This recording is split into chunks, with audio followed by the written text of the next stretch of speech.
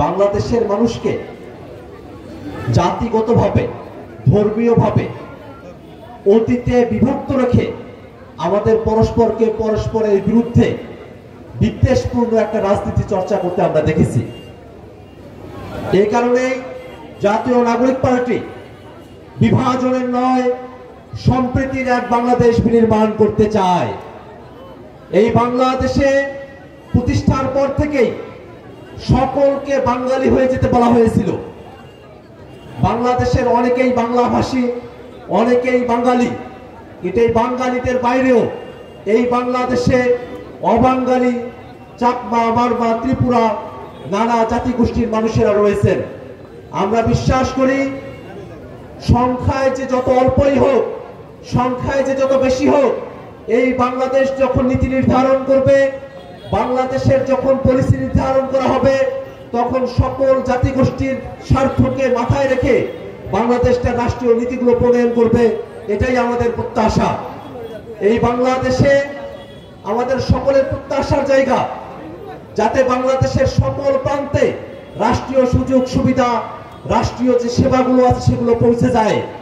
এই পার্বত্য অঞ্চলের মানুষেরা তারা চিকিৎসার জন্য তাদেরকে অনেক কষ্ট করতে হয়। পাহাড়ি রাস্তাগুলো এমনিতেই তো উঁচু নিচু খাড়া, এবং সেই রাস্তাগুলো যখন পাকা থাকে না, সেই রাস্তাগুলোতে যখন কাদা মাটিতে হেঁটে যেতে হয়, মাইলের পর মাইল অসুস্থ রোগীকে কাঁধে করে নিয়ে আসতে হয়, তখন সেই রোগীর অবস্থা করুণ হয়ে যায়। যারা রোগীর সঙ্গে থাকেন তাদের অবস্থাও শোচনীয় হয়ে পড়ে। এই কারণে খাগড়াছড়ি সহ পার্বত্য চট্টগ্রামের প্রত্যন্ত অঞ্চলগুলোতে যেখানেই জনবসতি রয়েছে, অল্প সংখ্যক মানুষ থাকলেও সেখানেও যেন যোগাযোগ ব্যবস্থার উন্নতি করা হয়। বাংলাদেশের প্রত্যেকটা প্রান্তে যেন মানুষেরা সহজে যাতায়াত করতে পারে, এমন এক বাংলাদেশ বিনির্মাণের স্বপ্ন আমরা দেখি। ভাইরা আমার, বাংলাদেশকে নিয়ে নানা ধরনের ষড়যন্ত্র হয়। বাংলাদেশের বিভিন্ন অংশকে বাংলাদেশ থেকে মুছে দেওয়ার ষড়যন্ত্র করা হয়। এই বাংলাদেশের মানুষেরা তারা বাঙালি, অবাঙালি, চাকমা, মারমা, ত্রিপুরা, হিন্দু, মুসলমান সকলে মিলে বাংলাদেশকে রক্ষা করাই আমাদের কর্তব্য। আমরা জানি যদি বাংলাদেশকে আমরা রক্ষা করতে না পারি, এই বাংলাদেশের মানুষের মানবিক মর্যাদাকে আমরা রক্ষা করতে পারবো না।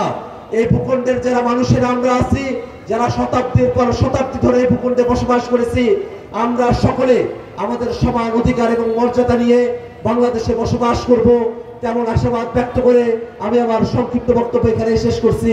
ইনকিলাব জিন্দাবাদ।